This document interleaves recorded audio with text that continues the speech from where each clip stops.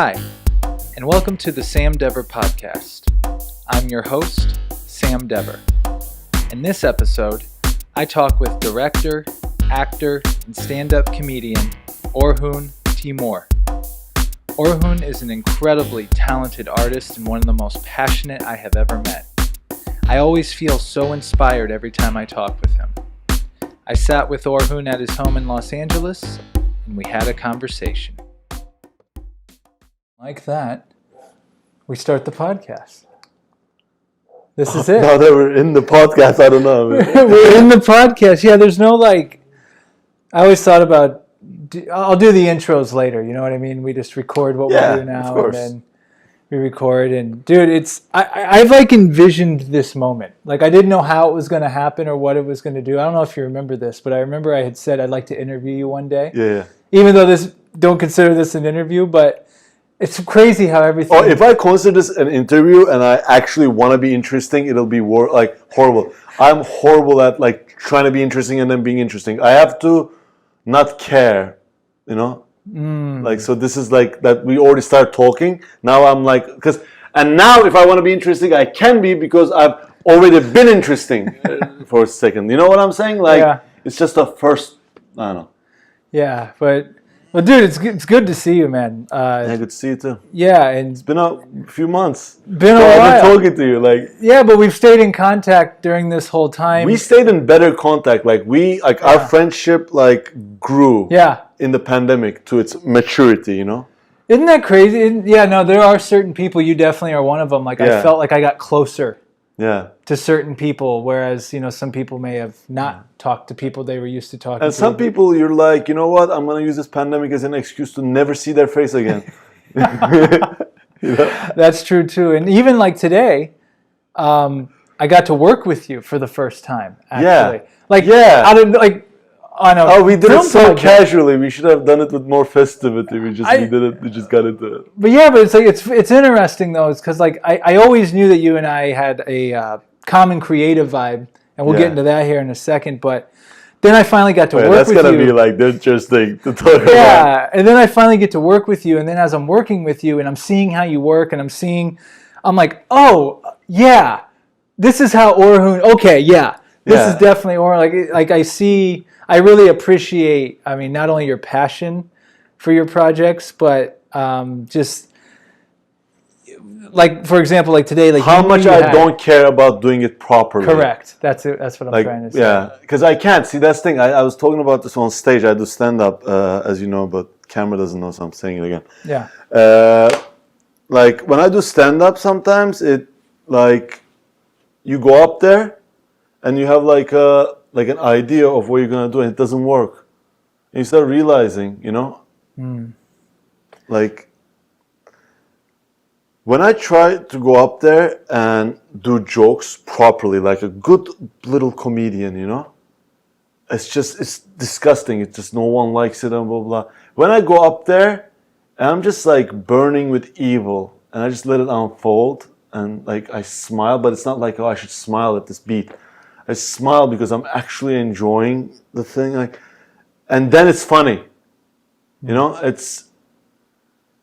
don't know. That's why I was it's so funny how when I first started, I went to film school and I was well, I should make the best film. How do you make a film properly, blah blah. And if I didn't care about that the whole time, and I just made videos that made me fun, laugh or feel stuff, and I didn't care about anybody. You know, it would have been. I would have had more fun. It's not even I would be better off. It's that I would have had fun. You know. So you're saying not making something because you think it will be good. Yeah, because it won't be. Yeah. Nobody's good at thinking something will be good and doing it exactly that way and then making it actually good. I'm convinced of that. See, I used to think, Kubrick did 100 takes, for example, till it's perfect. It's maybe he didn't know what he was looking for, but he just knew that he wasn't getting it. That's why he made 100 takes. See, things make more sense now. Why? And you like it that way because you realize, all these fake people that do work, but it's blech, and they're getting some stuff because there's a semblance of art in it. You realize, they're gonna never be ever fulfilled or happy or significant. They're there so that I can or we can hate them, and by hating them we become not them. Like, you know what I'm saying? Because people you hate make you who you are a little bit. Well, and see, that's one thing, even before I really got to know you more, I caught from you was your passion for this film. Definitely, yeah. And I know you do comedy and acting and all that stuff too, but like you to me, like when I met you, then like we'd always see each other at the various acting events at Playhouse West and things like that, and we'd always talk in between. And that's one thing I took from you. I'm like, man, this guy loves to make movies. Yeah. It's not just, and you're making them for no one. Like for me, I get the sense, not even you have to do it. Like that's the sense I get from you. Like you have to do. Not only I have to do it that way, it's because like, bro, don't think sometimes I think, oh man, I wish I could like, you know, sell out and write jokes and you know make a clean little career. It's also I can't. Like I actually can't sell out. Like I don't have the ability. You know what I mean? Like I don't like.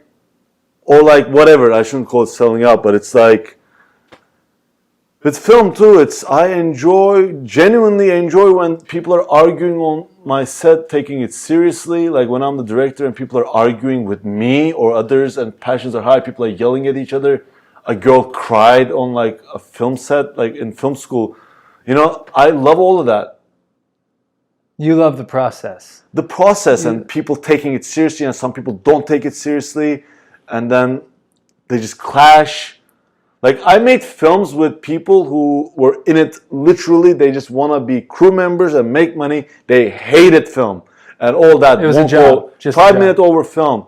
And if you saw me interact with them, it was like a battle. Like I said some things like to people on set where like I look back and like that's why I'm writing that show about me playing a director, because it's like I know that guy.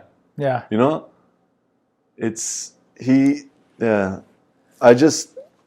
How long have you been doing it? It's something I've never really... Because you're from Turkey, correct? Yeah. And you came can you kind of take me through your story again? I know you... I started acting when I was like... Well, I acted when I was a kid a little bit, but like I really started acting when I was in middle school. And I joined it because like literally, I'm gonna tell you the truth, like cute girls were going to the acting club. I was like, oh, you know, like this is like age 12. Like there's like I don't have any instrument of like anything. Like, you know, like at that like, you're like, oh, maybe they'll hold my hand when I'm there, you know. And so anyway, so like I go there, I'm acting, and I love it. They leave immediately because they were more scientific people, I guess. But I loved it. I stayed, and the drama teacher was like a very interesting guy. He traveled the world, and he wanted to go. He still does it to this day. Goes to third world countries, teaches drama. Turkey was like the most developed country, because Turkey is not really third world, but like places where drama. And then he encourages people. He took us to Germany. We did a play he wrote where we improvised, and he kept our lines. Like, so I wanted to be a director, you know, because I acted for a long time, and even high school. But I was like, this is something I'm doing, so I can get better at directing. So I came to study directing here, which I had to fight my parents. But man, like the fact that they even let me, and I'm from Turkey, like if I was like some guy, maybe they would be like, oh, you know what, he's not going to be good at anything. So like, yeah, whatever, you know, let him do film. Like that was their attitude towards it. But I was like, I had good grades and I had to do film. They hated that, because like I could have been a doctor and I threw it away. They hated it at first, but now they love it. So I came here and I went to film school, and like I made a lot of films there, and I met a lot of people. But man, after that place, I didn't want to make films for like 3 years. Like that's how it just killed that part of me that just wanted to make films. And instead I was like, oh, how am I going to turn into a career? Or how is it going to be like, how can I have a crew? And you know, till I started stand-up and acting again through it, I didn't go back to making. Really? Okay, so you started the stand-up thing after Yeah, directing. after film failed and I had nothing and no money. I was so poor. So I was like, okay, what can I do? Because you can't even act if you don't have money because you have to apply for stuff, get headshot. I had none of that. So I was like, okay, if I go up to the stage and I can be funny for 5 minutes, no matter what I say. Like, I knew I could do that. So I just went and did that. And they got me like, you remember Dogged? It's a film. Yeah, great film. Yeah. That was the first film I worked on in 2.5 years when I made it. I made nothing. Really? And you guys won the festival with that. Yeah. That was the first thing you had gotten involved in with film since then. It was crazy. I shot it and I edited it. And it got me back to thinking, hey, we've spent nothing on this. And it's good, It made me realize I was caring too much about like cameras and, what kind of equipment do you have? I realized I was in not a film school, but a film frat, and I was too me, Like, imagine me in a frat. Like, I'm fun in a frat for like 3 days. But then everybody in the frat is like... This guy's got to go, right? Oh, this guy's saying real things when we just want to be fake and touch people, or something. I don't know what frat boys do. So to me, it sounds like you rediscovered the passion through that project. Yeah, no, I realized that, like, look, if you ever do something that's actually, like, funny and well-formed with the characters and stuff, people will throw money at you and crew at you and everything at you. Like, it doesn't matter. Shoot on an iPhone. Like, and man, if you knew me in film school and I said shoot on an iPhone, like, people would be like, like, what happened to him, Like, that's how much, like, how I said, like people were camera snobs and I became a part of it. Like, I played it down. I wasn't a part of it. I was like one of the like, If I'm not shooting... I was outside there trying to fit in. I was like one of the ones where it says, oh, what camera are you shooting it on? Like, I was one of the biggest douchebags now that I think about it. But, No, I know what you mean because, like, I've, too, fallen into that category where it's like, when you have shot some higher end things, you feel like you can never go back. Like, you feel like, oh, well, since I've done that, I couldn't do that. No, I need this, I need that. And then you just end up not doing anything. And like when people say like, oh, I don't have any equipment now, I'm like, well, what type of iPhone do you got? They go, oh, I got the iPhone 11, blah, blah, blah. I'm like, that camera on that iPhone 11 is really freaking good. And people have made feature films. Bro, people use a Super 8 film camera that, oh my God, I can't believe they did that. Like, it's 8mm film and they shot like festival winning stuff with it. Like, it's an iPhone that lights itself. You can't do, like, it lights itself. Like, Yeah.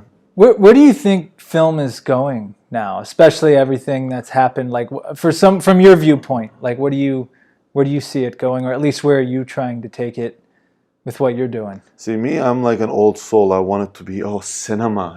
Like, let's all gather and go to a movie theater, all of us, and then watch cinema till we die. That's what I want, but it's not gonna go there.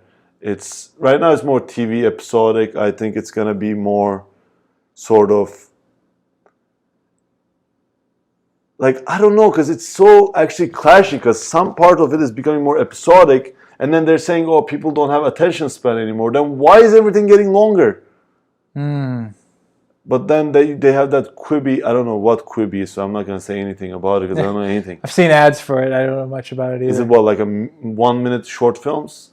I know you can put video content on there. I have no idea. No idea. Well, to your point, there's just so many other platforms now. I wanted VR. When I came to this country, I was like, okay, one day I wanted to create, like, I was thinking of VR, but with 5 cents, like, kind of like Matrix, basically. But like, kind of, I was thinking that would be where cinema is. And I thought maybe there'd be like a brain incision where basically, like, they could have it so that you go into it and then you forget that you were out of, like, total immersion. Wow. But again, these are just like, stuff Joe Rogan talks about. They don't like to Elon Musk talking about the Neuralink and all that stuff. Oh my God. Like, I love the guy, but I hate listening to him talk. I just want him to just go Which away. one? Both, actually. But Elon Musk more. Because with Joe Rogan, I could be like, whatever, he doesn't know what he's doing. This guy is like a billionaire with like, he could maybe do it. So like, I really don't like him. What's Joe Rogan gonna do? Punch technology into working? I don't know. Yeah, I don't know, man. Like it's, and again, like just kind of like, it's a reminder, like you got to do things for the right reasons. Like if you love doing something, you're gonna do it. Like you like, and I'm butchering the quote. It remind me of the real story when I. Like I remember, but right. But I'll never forget this, dude. Like never forget. When I think of you, I always think of this. We were at there was a scene night at Playhouse West or something. You and I were both there in attendance watching, our classmates and stuff like that. And we were talking about film, and you were telling me a story. It might have been a story about you going to Colorado or something like that to shoot a film. And long story short, like we were going to the bathroom. Before you walked in the bathroom, you looked at me and you like stuck your finger up, and you're like, "I would die for a short film. Yeah. I'll be right back." And then you went to the bathroom, and I'm like, see, that's the type of guy, like, that's the type of artist that, like, no matter what, I gotta respect. You know what's crazy? That's an exaggeration, because I wouldn't, like, die for a short film, because then I can't make more short films. But I'll definitely kill for one. Like, I thought about this the other day, like, if someone was standing in between me and a film, I wouldn't kill them, but like I'm saying... Right, like, figuratively speaking. Yeah, like, it's... Like, not, like, murder them, but kill them as in, like, completely destroy their life and not even think about it. Like, oh, they had a career, they messed my film up, like, gone. Like, but that's the thing. I don't want to be that guy, because, man, you get canceled so fast these days for half that. But, man, like, yeah, I'm a nice guy on set. It's just, in my mind, like, I take it so seriously that sometimes, like, I have... Like, okay, see, when I say I would die for a short film, it's not I would cut my wrist for it. It's more like I have once only eaten one meal a day from like jars, or like what do you call it, like cans, right, for like weeks, almost like 2 months maybe, just so I could save a few $100 so I can get that one extra lens for like 2 shots in a film. Like, that's like starving myself, thinking, oh, I won't die. Like, I will not commit suicide for a film. I would die stupidly, not realizing, oh, holy shit, I'm dead now. Right. You know? Yeah, no, I see what you mean. Like, I mean, you're willing to do whatever it takes to get that vision out of your head so you can create it. I mean, is that? I mean, how? I mean, I've talked to you a little bit. It's more than that. It's more like somebody like that movie Taken, right? Mm-hmm. It's almost like everybody else is trying to steal your daughter, like, or something. Like, I don't know, like... I will find you. But like everybody, like even people helping you on film, it's like, what are they trying to do to me? You know, like, like you get, like, you're not always like that. Have to be a psychopath, but... but, like, there are moments like that where you're like, nothing can stop me from making this. Nothing can stop me. And that's the thing. When the film is good, it's understandable. I get that way when the film is like, I know this is going to be a piece of shit, but it's going to be like, I'm going to care about what lens you shoot that last shot in. Even though it's a piece of shit, I want it right. Yeah. You know? It's almost like when the filmmaking becomes more important to you than the films you make. You know? Well, it's almost, it sounds like you're just respect for the process, the art of it. Yeah. You know, whatever it becomes, it becomes. Yeah. If it becomes great, great. If it's not that great, oh well, we're going to move on to the next one. But did you treat the craft correctly?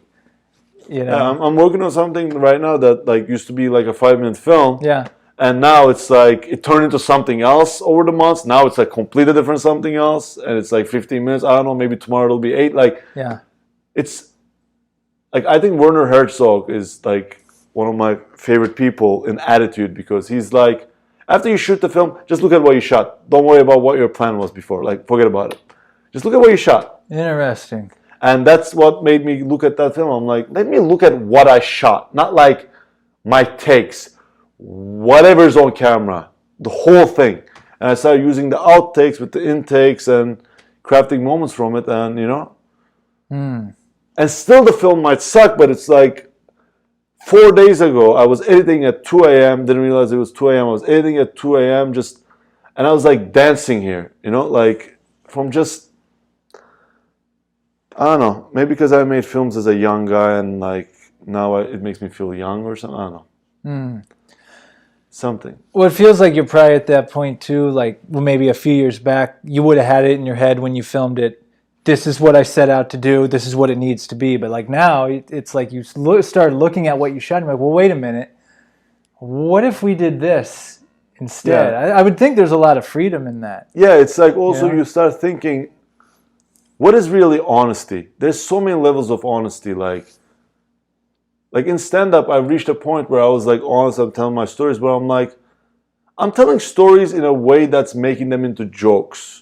Like in the sense that it's making it like, oh, it's interesting for this reason. It's like, maybe step back and realize what is funny about you is not all in your control.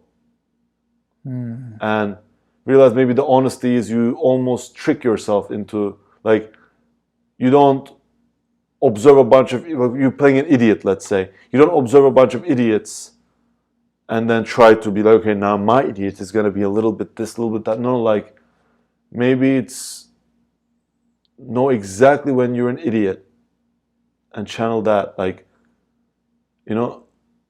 what could I make myself believe that'll make me an idiot, like behind my back? Because that's funny.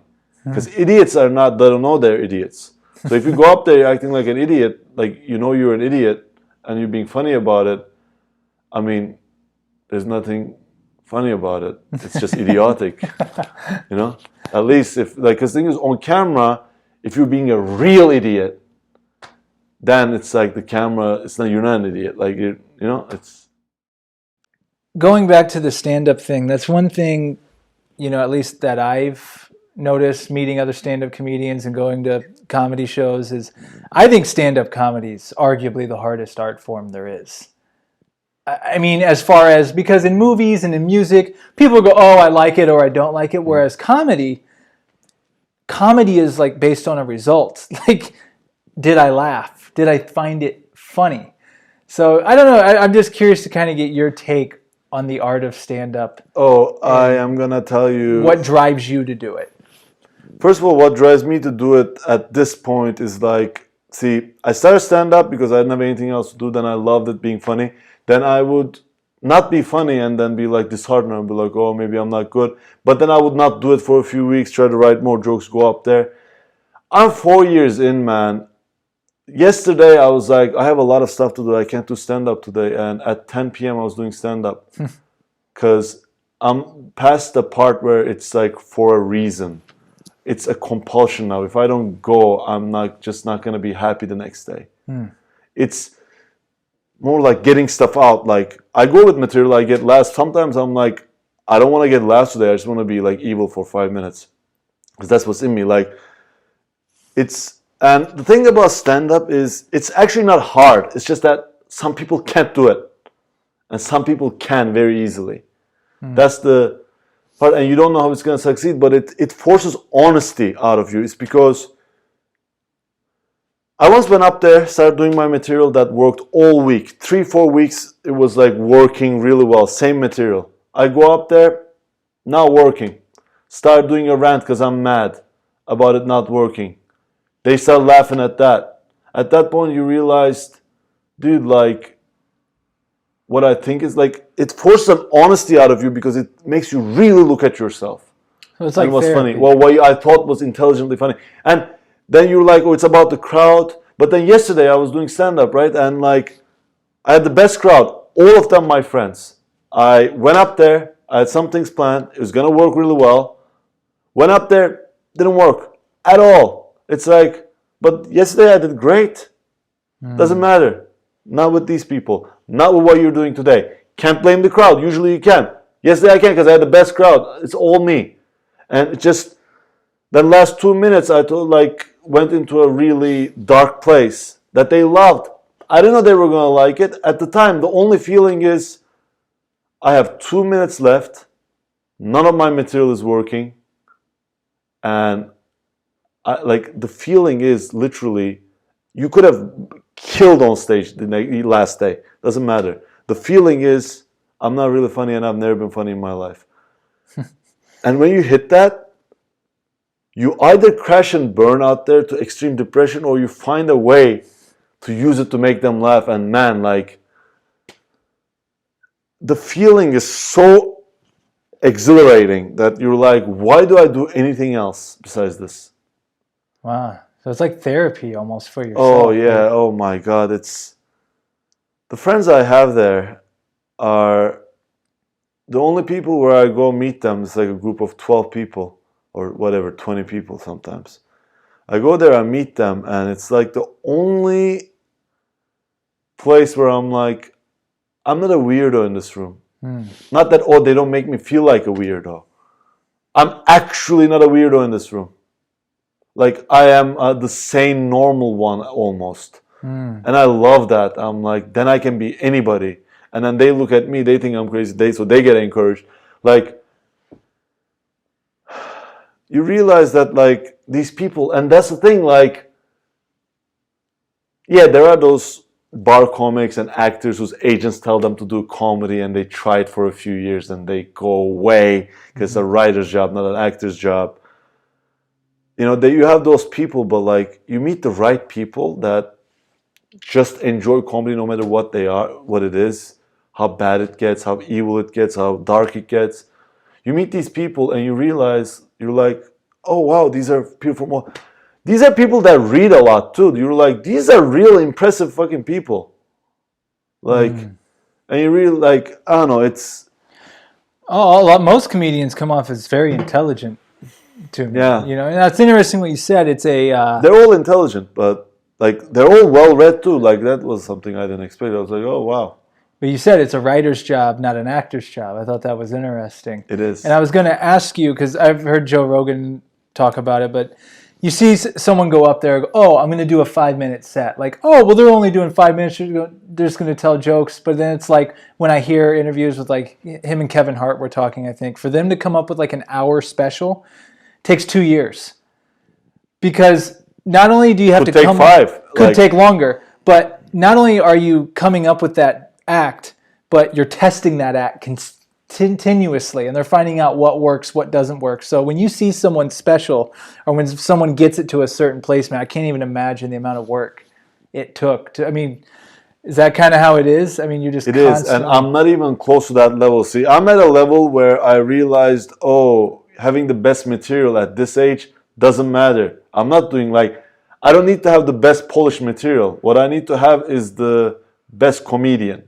Like, I am having it so that no matter what audience they throw at me, I can make them laugh. Like, and to get there, you gotta sort of get to a place where you don't care, but like, you have to have it well crafted. But it's almost like you write the jokes, but if you perform them, you're done. No one can perform a joke. You have to sort of, well, some people can, they say, I don't know. I'm not that guy. I have a joke. I have like hours of material.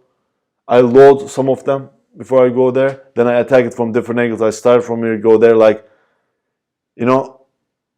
But see, those guys, they are past that, and they get to a point where they're doing a new material, and then they're so good that they're doing that material like they're doing it for the first time. So, like, it takes a while to get there, and, you know, some people shoot up really high. Like, there's people who are your friends, they're just doing it as long as you, and they're, like, a little funnier. But they're like, not insanely, but you see them get like a bunch of opportunities, you're like, you get like jealous. But after you've been in the wild, you're like, oh, it does not matter at all. Stand-up makes you realize that. See, acting doesn't make you realize that much. You're like, oh my God, they're getting stuff. I'm like, comedy makes you realize, dude, like anything, you can go away tomorrow. Like, not like, it's a ride, it's a wave, you know. The kind of comedy I do, it's not like good for all the settings yet. See, I'm trying to still find myself. If I rush it and I do some jokes, yeah, I'll get a few more. Like, my first year in stand-up, I got booked more than I did like my second, third year. It's because, first of all, I was like, I just want to get booked and do stage time. So I would just go up and do jokes, same jokes, and they'd be like, oh, okay, this guy's playing suit, you know? But when I started doing loose stuff there and getting like, because I used to get like, ha ha ha ha. Then when I started getting deep laughs with my really me stuff, some people were like, "Oh yeah, we don't like you." Like the real you is like, no, no, no, no, no. But people are laughing more. Doesn't matter. Laughs don't matter. And laughs do matter, but there's a good part of laughs don't matter thing where sometimes I'll go up there, I'll do a joke, and the whole thing is 5 minutes leading to 2 really deep jokes or like really well-meaning. And it'll explode, so it'll be worth what I did in the beginning. Or it'll be sort of like, leading to like something, and then like your job is not to make them laugh, because sometimes some things that will make this guy laugh, these guys laugh, don't make these guys laugh. Like what your job actually is to always keep their attention. Like keep them engaged. They look away from you all the time. Like I go to open mics, I care about comedy, I want to listen. Sometimes I'm like, I haven't listened to this guy in minutes right now. It's so hard to keep the thing. It's funny when you say that. Like I can think back to a few times. Like usually like most people will be funny. Each one will have something that makes me laugh. Yeah. But then that one person goes up. It's always the best when you don't know who they are. One for me, Joey Diaz. I had no idea who he was. I went to Joe Rogan's show in Vegas a few years back. No idea who Joey Diaz was. He opened before him. And he got up there. I laughed so hard the entire time. He was that good. For me, he blew me away. But it was such a treat because I'm like, who is that guy that just made me laugh like this? Like, I had no idea. So I saw Joe Coy like that at an open mic. We were just doing an open mic at the Improv, and Joe Coy just drops in, and he's like an older guy. Like he's 45, 46 at the time, and he goes up, he just like kills. Like I got a little bit like sad. I'm like, man, that guy's in his 40s. He's that good. Like, how the hell is he not famous? He was that good. Then someone was like, oh, he is famous. I was like, oh, okay, good then.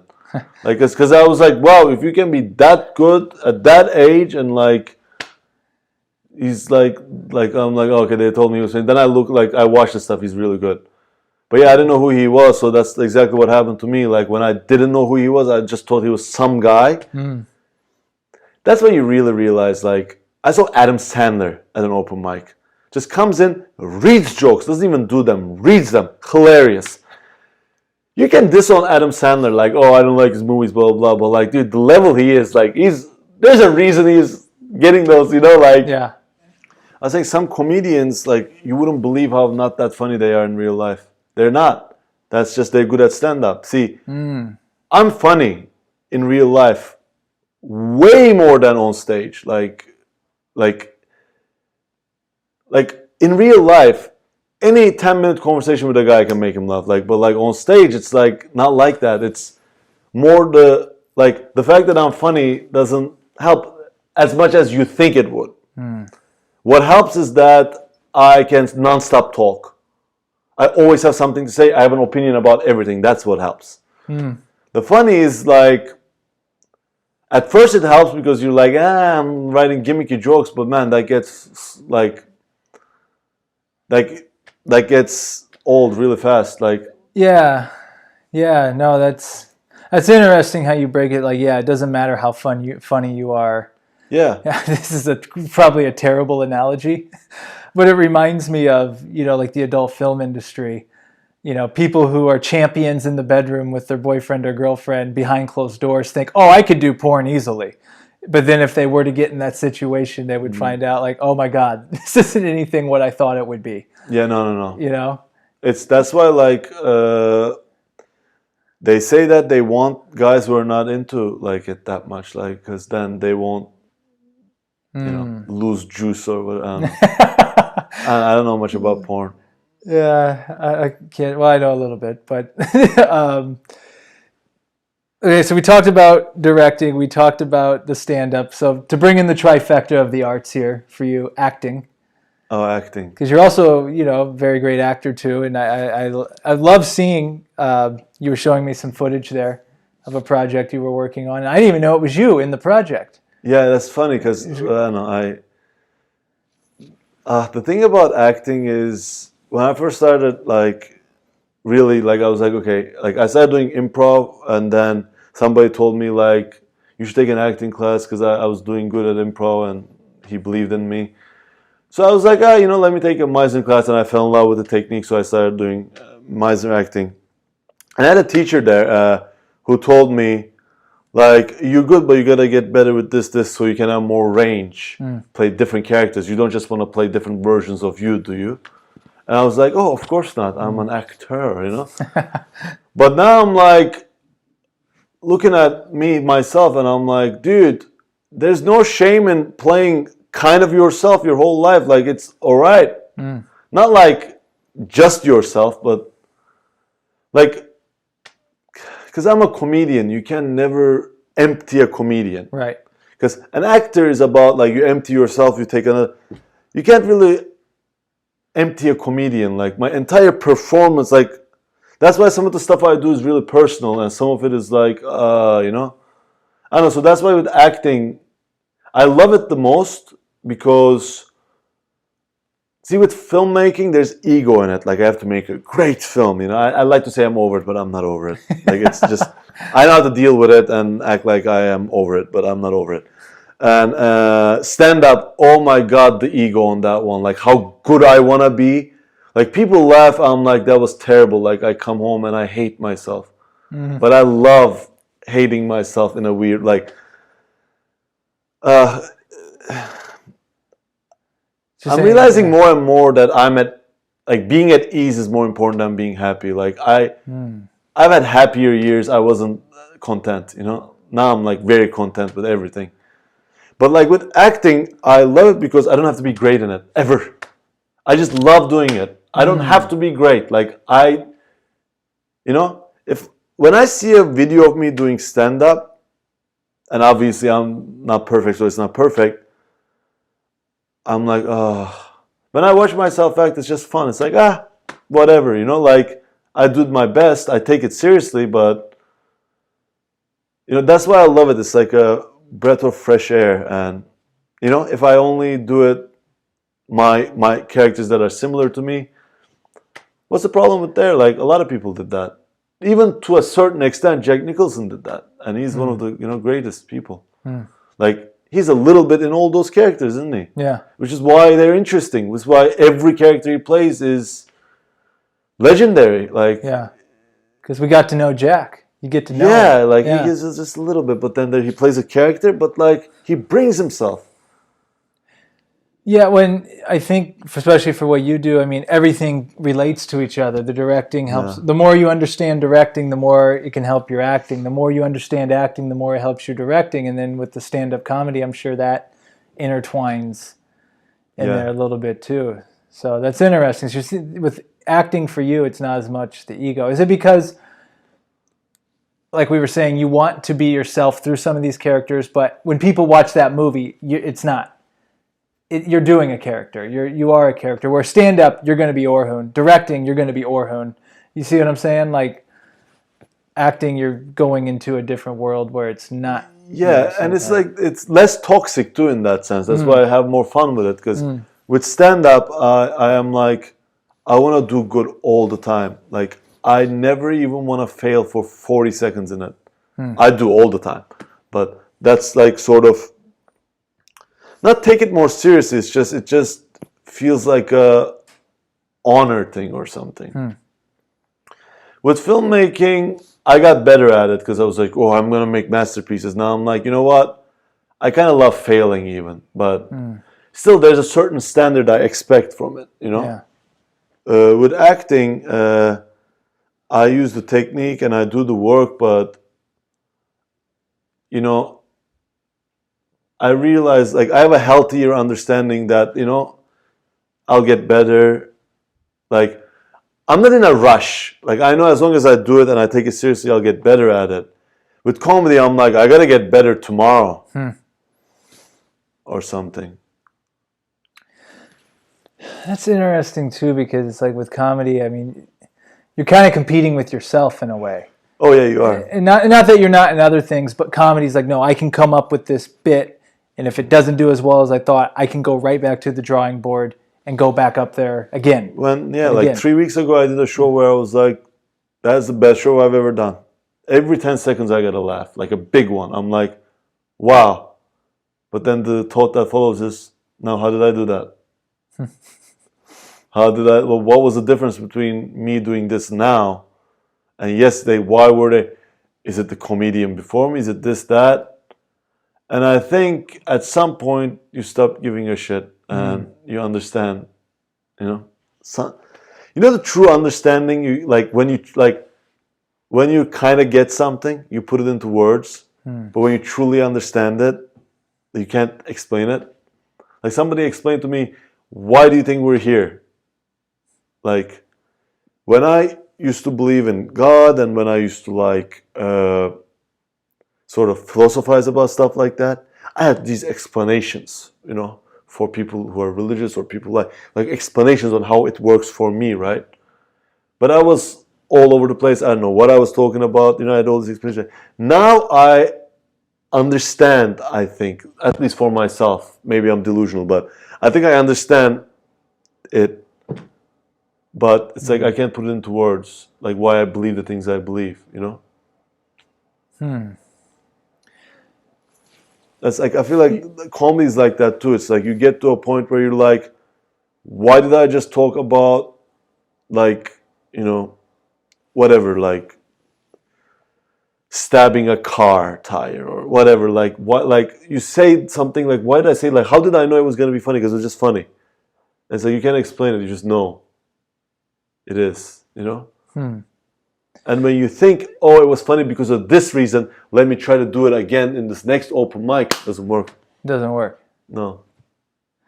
It's almost like you can't put any expectations. Same with acting and other stuff. You can't put expectations on things. I'm finding the more I don't, with anything, even with women, with anything, it's like, when you start going in your head, this is how it's going to be, then it's screwed from the get-go. Yeah.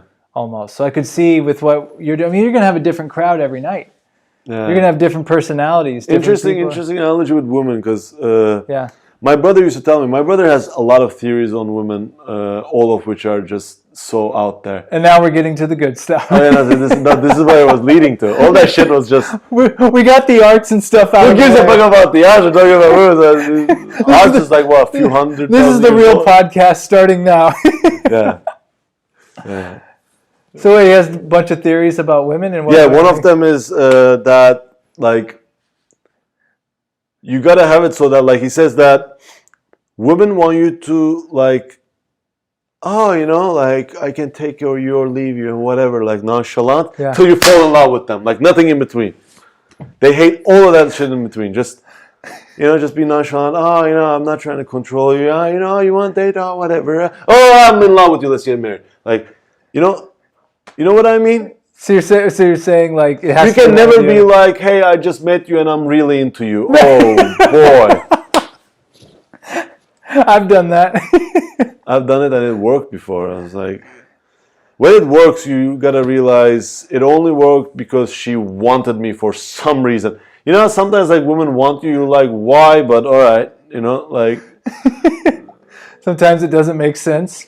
It's like sometimes you talk to them for an hour and you're like, dude, I had no game in this conversation. And then she likes you anyway. Right. When you're like, wait, should I then plan to not have game from now on? But then you don't have game, it doesn't work. Like, it's like comedy. You have a plan. And sometimes you're like, why did I do good right now? See, except when you do good with women, you get to not hit on, that's the best part of being in a relationship. You're like, oh my God, all the time I spend thinking about women and talking to women, like, I don't have to do any of that. I did a video on online dating, and then you made a comment and you said, the problem with online dating is it teaches you to be a fisherman and not a hunter. Yeah, exactly.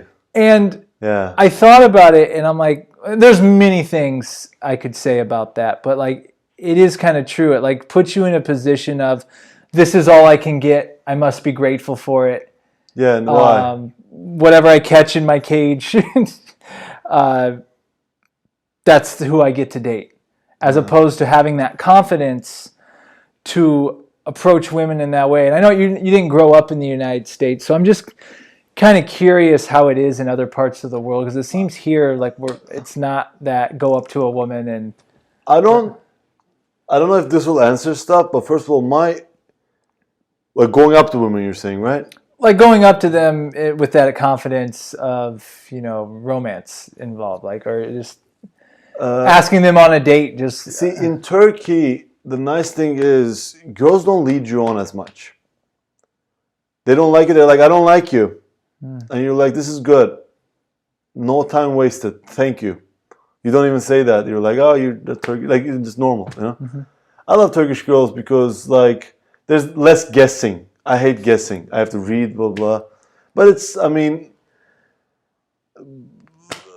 there's bad parts too. Like, people want to get married really fast. But in Turkey? Yeah. The reason why, see, the hunting and to go back to the hunting and the fishing thing, my parents had a really good marriage, like still do. They have a good marriage. And it's like the best case scenario is that, they live together, you fall apart a little bit, you argue, but like whatever, And because I grew up looking at it, my attitude towards it is like, I don't have to have it. I saw it. Not anything to be too excited about. It's fine. Like, it's not better than me dying alone. Really, it's not. It's not like something I've made myself learn so I could muster all the, like, no, like, it's like, honestly, I love being alone. And if someone comes along where I'm like, oh yeah, like, they would make my life better, in a heartbeat, I'll marry them. But till that day comes, like, oh boy, like, just letting someone into your life because, like,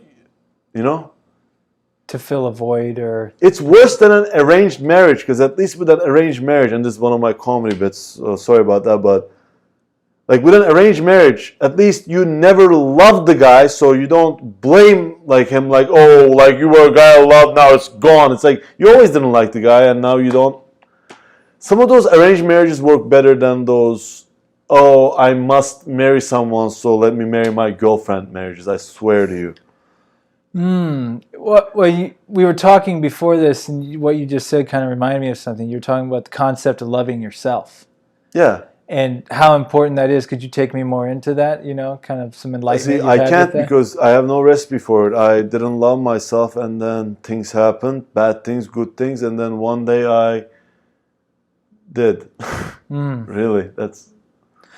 Well, yeah, I think it comes with age too. I'm at that age where I don't want things handed to me anymore, or something. I don't know. It's more complicated than that. I guess. I don't know, man. Also, it helps that I'm from Turkey. Like I know how. Like I went to see a lot of my friends from high school, and they're studying things that they don't like that much. And I'm like, dude, I am happy. Like it makes you realize that I'm making myself unhappy. Like nobody is inflicting this on me. And when you realize it's a choice, you're like, okay, then I'll choose it. But again, I'm simplifying it because it's not something that I read a self-help book and like I don't know, stumble into a place where I was like, you know what, I wouldn't change a thing about my life.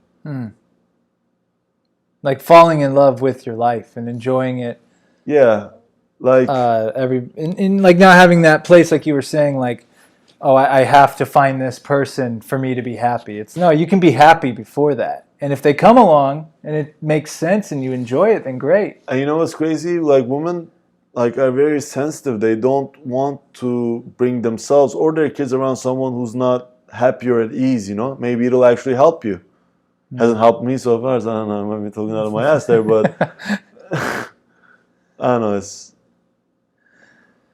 when they come see, I wish women were like this, I wish women were like that, as we all say as guys, but it's like, if they were any different, then life would have less suffering and then we would be weaker. Like, it's almost like they provide an endless stream of interesting things, Like you're like, oh, why don't they like, you know, I guess sleep with us more? Like, you know, if that's the whole rhetoric, it's like, but you want this girl because she didn't sleep with him, but she'll sleep with you. There's a little bit of that too. Like, there's all kinds of layers to it that you want them doing all the things that they're doing. It's just, you gotta get better. But not like better for them. It's like better at sort of not resisting life or something. Like, I used to resist life. I'm like, things were trying to happen. I'm like, no, it's not the way I thought. I want this path, you know? It's like, yeah, well, no. You know?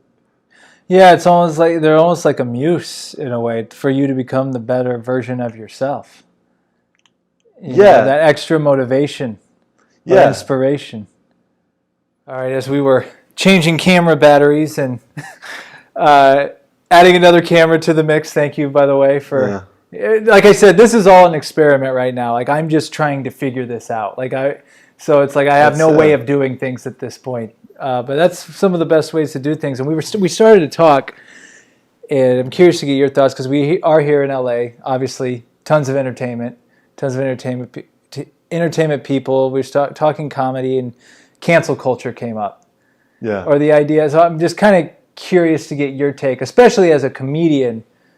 I'm actually writing a film about this, about a lady who she's having problems with her husband, and then she sort of has a reason. Basically, I don't want to give the whole thing away, but she has a whole reason for canceling stuff for her own good. Like, some of these cancel people, they're like sort of miserable or jealous in their own life. I feel like there's a lot of that, and people are going with it because studios don't want to lose a dollar of their like cash flow, and then like the people just go with whatever. See, that's the thing. Like, I was looking at at a news that made me mad.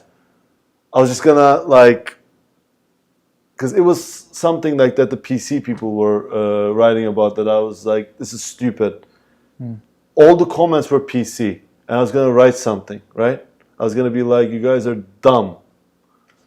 When you say PC, what exactly does that mean? Like, politically correct. Like, something politically correct. Something where, So I do that. I wanted to do that, but then I was like, you know what? I don't want to deal with other people. So then I realized a bunch of people like me probably want to do the same thing, want to like lash out at these self-righteous pricks, but can't because they're like, and then people who see that, they're like, oh, this is everybody's opinion. It's like, man, we need to. I would blow up the internet so fast if I ruled the world. You have no idea how fast I would get rid of internet. Like, really? Tomorrow I would get rid of the internet. You'd get rid of the internet? Internet. Like, I'm not even just saying social media. I'm honestly, like, at this point, I have nothing. I can't do it. But why would you do that? Dude, why wouldn't I do that? Tell me any reason why you wouldn't want to do that, and I'll tell you like that I'm turning the tables on you right now. Why wouldn't you get rid of the internet? What did it really give us? If it gave it to all of us, does it really create advantage for anybody? It saved some trees, but things are still burning because of corporate greed. So don't look at what it took from us. Like, dude, just forget everything else. Just look at what porn turned us into. I literally I'm almost done quitting porn. Like, it's a process, you know. But it's hard, man. It's really hard. It is hard. It is, no pun intended there. There's a reason why porn is least thing I could say about it is popular. Like, porn. Well, especially now when people are at home, not in social situations as much. Yeah. Losing interpersonal skills. Oh man, when I have sex life, like when I have a girlfriend, I never watch porn. It's because I literally But that's just one thing on it. It's all the hatred and the political. It's like, I feel like sometimes I'm like, oh, why is it that my country, Turkey, feels more divided these days? Like, people are so. It's because that sort of creates that, and you don't see the face of the person you're hating, so you can hate them without any ceiling to it. keyboard warriors. It's easy to be a cyberbully. Yeah. Yeah. Well, but the thing is, my opinions are weird, dude. I really also think that you should obviously never assault someone. But when people fight each other and there's a back and forth and they beat the hell out of each other, it should just be okay. Like, it happens. Like, people are so afraid of any confrontation. Yesterday I was at Comedy Store and there was like almost a fight there. And they yelled these things, blah, blah, blah, and then there was never a fighting. And I'm like, it's like if it would help both of them if they fought. Because the reason they wanted to fight was one of them was the manager and the other one was some guy doing dumb stuff. If that guy like was in Turkey, he would have gotten beaten a bunch of times. And guess what? They stopped doing stupid stuff. You know, you can only expect so much from cops. Like let's not even go there. Let's not go to cops at all.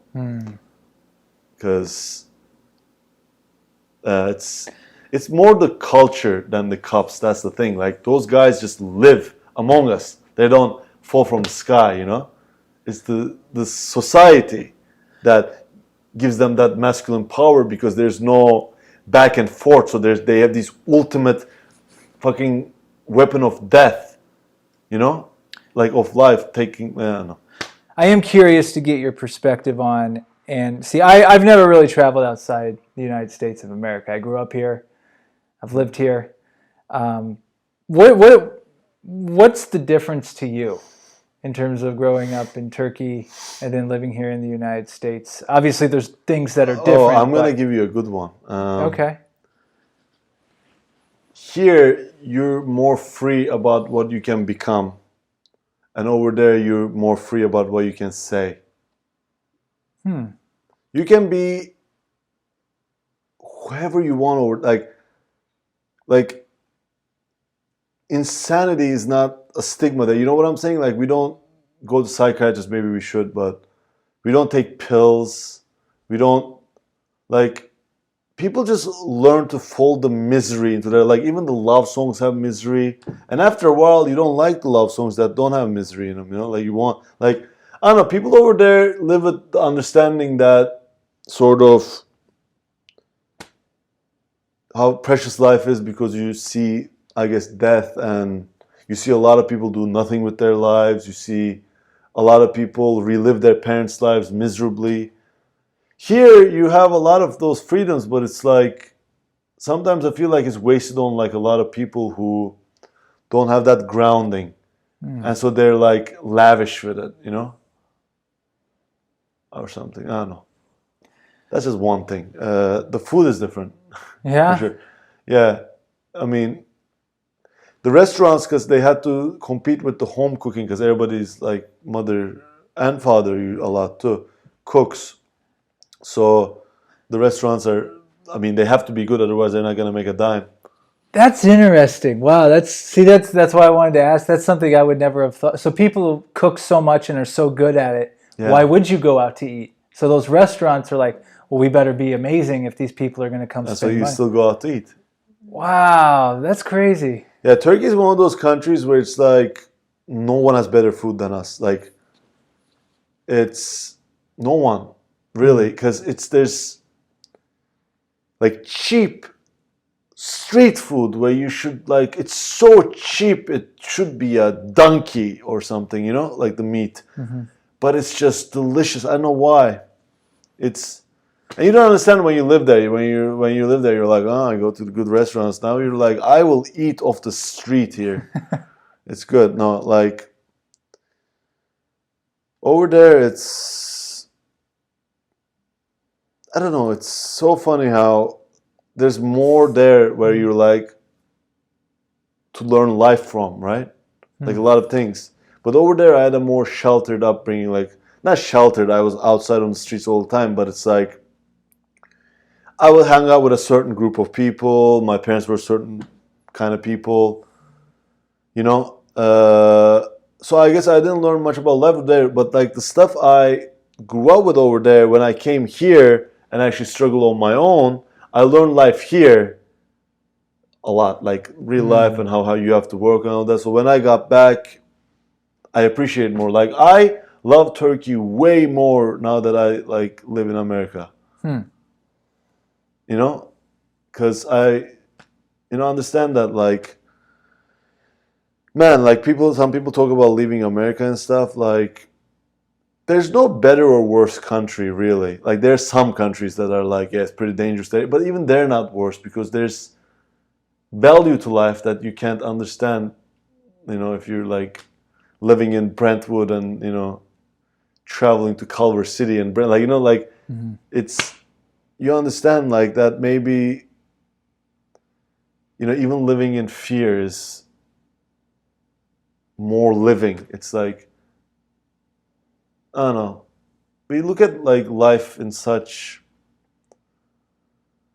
for example, like, have you ever met a guy who's like never smoked cigarettes, never drank or done drugs or stuff? Ever, like ever, who was actually cool? Doesn't exist, that person. That person doesn't exist, cannot exist, because why is it? Oh, because they killed themselves with it or blah, blah. No, it's like, it's because at some point they said, I can't stand this, I'm going to let go and have something else have effect on me. A lot of people just want to control things, just even their thoughts, like, I only want to have this kind of thought. And that's why people take pills. Because what they want to do, and I think I read this somewhere, so this is not me, but it said, like, people take antidepressants to clear away their sorrows, but it's like, if you just sat in sorrow and sort of let your body deal with it, yes, it'll be better. Because those pills, if they only wiped out sorrow, that's okay, have them forever. And no, they wipe that entire emotion to the point where you don't even care anymore. And that's when you kill yourself, I think, maybe. Because I was like, even like, I was sad, I'm still sad sometimes. Sadness doesn't affect me that much. I like sadness. But like, I used to be very depressed, but even then I don't know, think about killing myself, I guess. Well, the thing is, it's something either you're born with or blah, blah. That's why, like, I have an understanding of it. And because I have an understanding of it, I shouldn't say something about it. Because some people, they don't have a choice. They are just in that mindset. And I've had a little taste of it. And I was like, yeah, this is not pleasant. How did you get out of it? Or how did it? It wasn't big enough to not be out of it. I realized that I was standing in my own way. Quitting cigarettes helped. Like, that's not real depression. That's just, it's your fault, Right, but it's an escape. It's an escape. I mean, some people like to, it's funny you bring that up. It's not funny, but like, it's interesting you bring that up, because that's one thing like I've really realized, especially during this lockdown time. I was actually talking about Ford with this on the last podcast, is a bunch of uncomfortable things can come up when you quit all the distractions. When you quit distracting yourself with things, and like, you're like, man, what is this? Like, I feel bad. Like, I don't, it's very uncomfortable. And like, your first instinct's like to go to something to escape it. Yeah.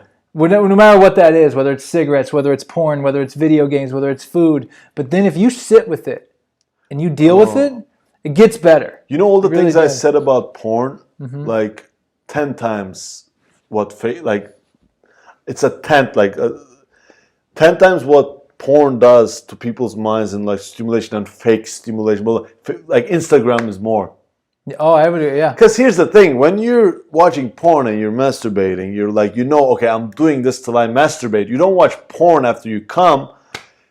It's like there's no end to it. And it's like your whole life, you're being a normal person and you're watching that. Like with porn, you're in a masturbatory mode.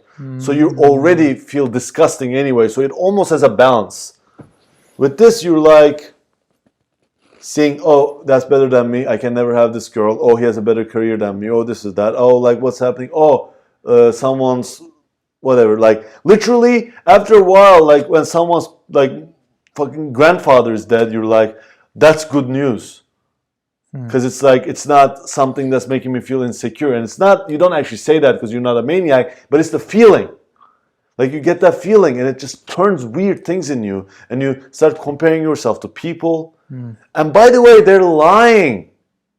They're all lying. All these people that I thought were doing great, I haven't seen in years, meet them in real life, they tell me what is actually going on. I'm like, wow, like, Why do you write that thing? It's because you realize, and because it's making you feel insecure. Now I'm like attuned to it. Now I don't even go on that much any of it. But you think almost because in your world you're the king of your own kingdom. You think, oh, they're doing that to make me feel insecure. No, dude, they are feeling insecure. That's why they're doing it. It's not about you. It's about them. Like, they're sad people. Yeah. You know? Every time I see a girl, like, post a political comment, blah, blah, it's like, or about, like, a movement or anything. And I'm like, this has nothing to do with the movement or like them trying to convince someone. All their friends, like they read a post, some girl, I'm just talking about one girl, so writes a post about how, oh, people don't listen to me. People, like, why are people voting this way? Like, it's like, I'm gonna like unfriend everybody who thinks this way, right? And she unfriends them, but then she keeps writing her opinions and like trying to change people's minds in those posts. I'm like, whose mind are you changing? You just excluded everybody that could have changed. You're basically trying to show your friends, hey, I'm still on your team, trying to fit in because you have no real friends.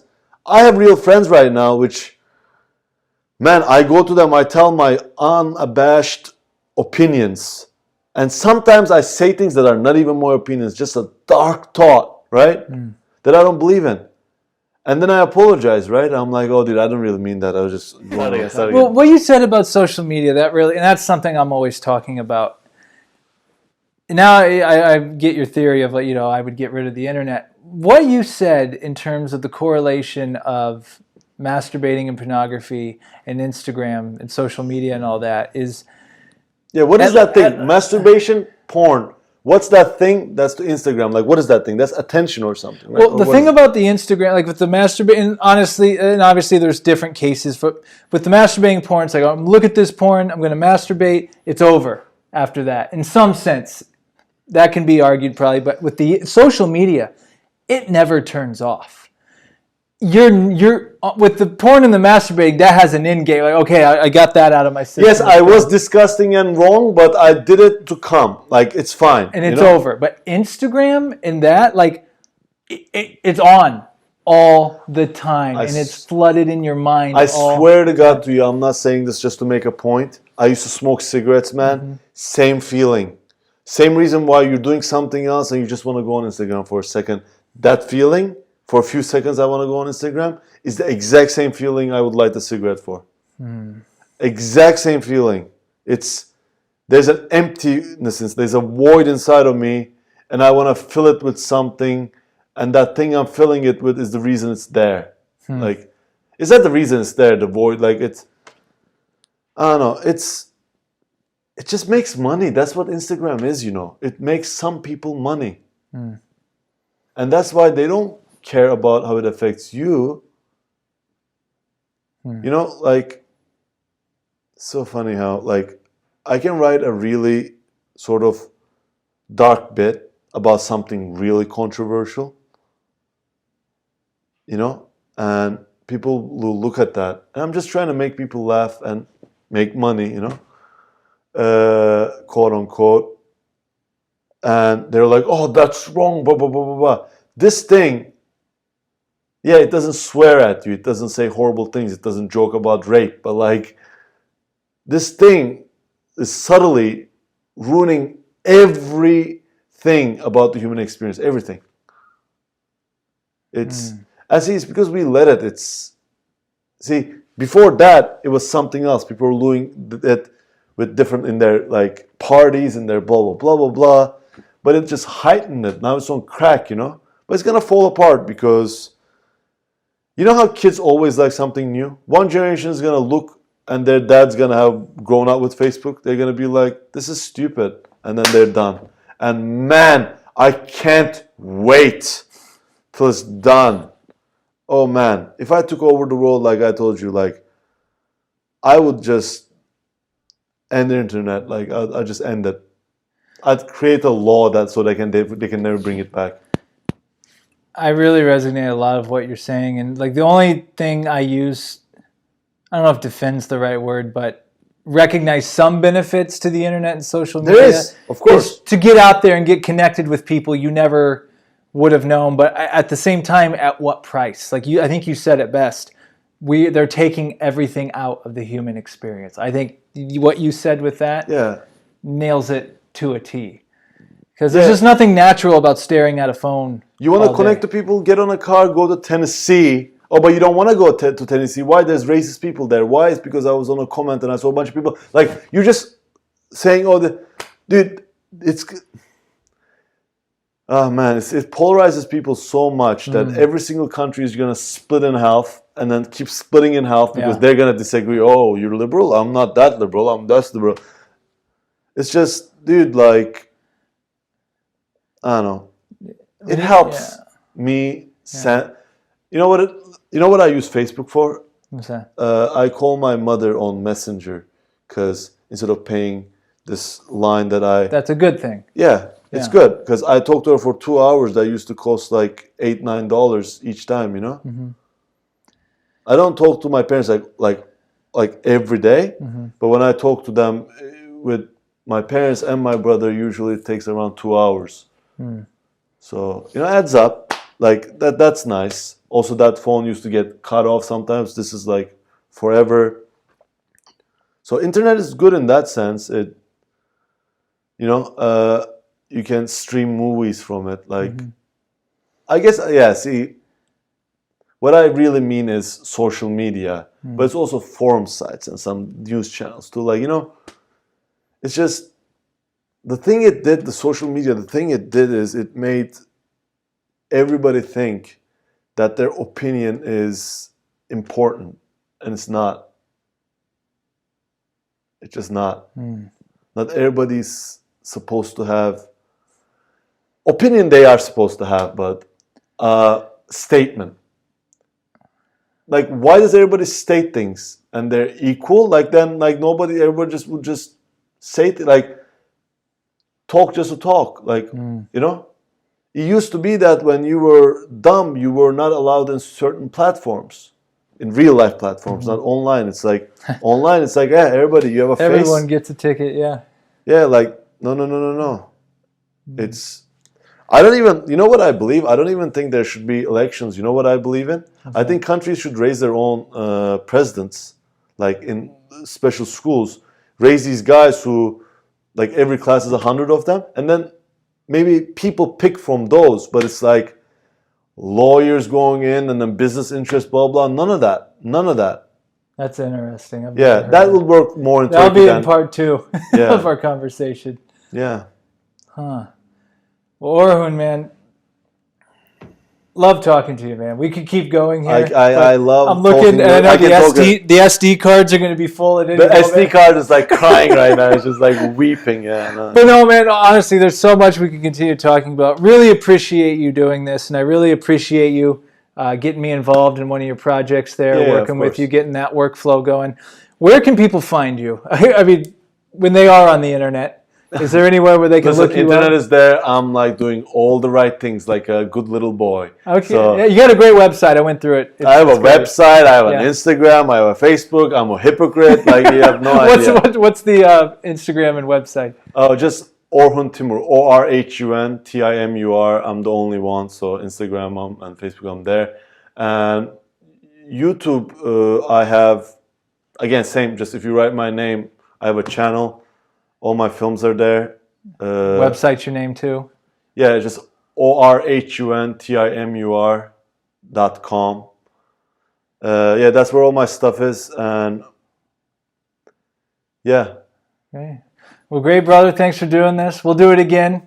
Maybe when I have more of a system going, but really I loved it because we didn't have to care about anybody else. Well, and you were a good encourager when you saw I made that post that I'm going to start doing this. You're like, yeah, do it. And then I started doing it. You're like, you're doing it. And I'm like, okay, and now we're here. Yeah, I was surprised you did it so fast. I'm like, well, now I'm in it. Like, this is it. So, brother, much love, man. We'll do this again. In like a month, you're going to have like double-digit episodes. That's true. Well, all right, man. We'll talk soon.